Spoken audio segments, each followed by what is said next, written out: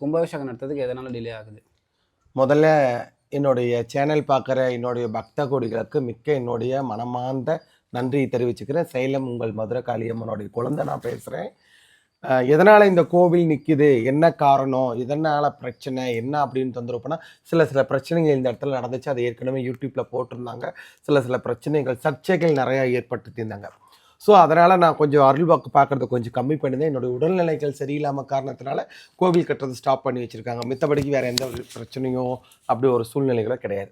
இப்போ அருள்வாக்கு இப்போ எப்படிங்க போயிட்டுருக்கு? பழைய மாதிரி இருக்குங்களா இல்லை என்ன? இல்லை, பழைய மாதிரி இப்போ அருள்வாக்கு கிடையாது. கொஞ்சம் ஸ்லோவாக இருக்குது. ஏன்னு கேட்டால் நாங்களே கொஞ்சம் இந்த கோவில் கட்டுற வரைக்கும் கொஞ்சம் ஸ்லோ பண்ணலான்னு சொல்லி தான் ஸ்லோ பண்ணியிருக்கோம்.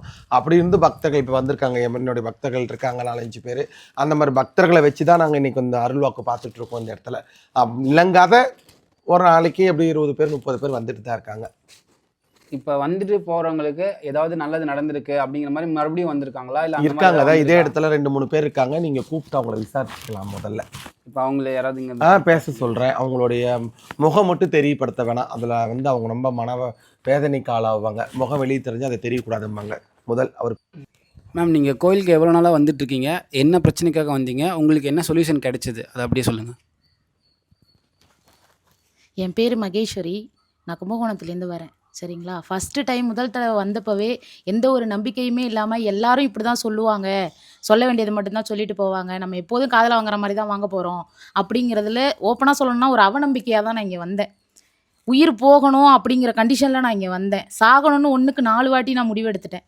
உயிர் போகிற கண்டிஷனில் நான் இங்கே வந்து இப்போ உயிர் பொழைச்சி உக்காந்துருக்கேன்னா அதுக்கு காரணம் எங்கள் அம்மா தான், மதுராம்மா மட்டும்தான். இன்றைக்கி வாழணுங்கிற ஆசையாக அவங்களால மட்டும்தான் எனக்கு வந்திருக்கு. அவங்களால நான் உண்மையாகவே ரொம்ப ரொம்ப பலனடைஞ்சு உட்காந்துருக்கேன். திரும்பவும் என்னை காப்பாற்றி கொடுங்க, உங்கள் பிள்ளையாவே நான் வாழணும், உங்கள் பிள்ளைய என்னை ஏற்றுக்கோங்க அப்படின்னு சொல்லிட்டு அவங்கக்கிட்ட வந்து நான் மதுரையிலேருந்து வந்திருக்கேன். என் பேர் கண்ணன். ஏற்கனவே நான் பார்க்க வந்தேன். கழுத்து வீக்கிறதுக்கு வந்திருந்தேன். வந்துட்டு அம்மாவை பார்க்கல. வந்துட்டு நான் போயிட்டேன். திரும்பி போயிட்டேன். ஆனால் கழுத்து எனக்கு சரியாயிருச்சு. ஆப்ரேஷன் நல்லபடியாக முடிஞ்சு இந்த கழுத்து நல்லா ஆயிடுச்சு. கழுத்துக்கு சிகிச்சை பண்ணியிருந்தாங்களா? ஆமாங்க. ஆப்ரேஷன் செஞ்சிருந்தாங்க. ஆப்ரேஷன் அப்போ இந்த இடத்துக்கு வந்து சாமி கும்பிட்டு போயிருக்கீங்க? ஆமாம், வந்தேன். மதுரையில் எங்கே இருக்கீங்க? மதுரையில் வந்து இப்போ இருக்கிறது வந்து பிபி குளம். இதுக்கு முன்னே எங்கே இருந்தீங்க? இதுக்கு முன்னாடி ஆரப்பாளையத்தில் இருந்தீங்க.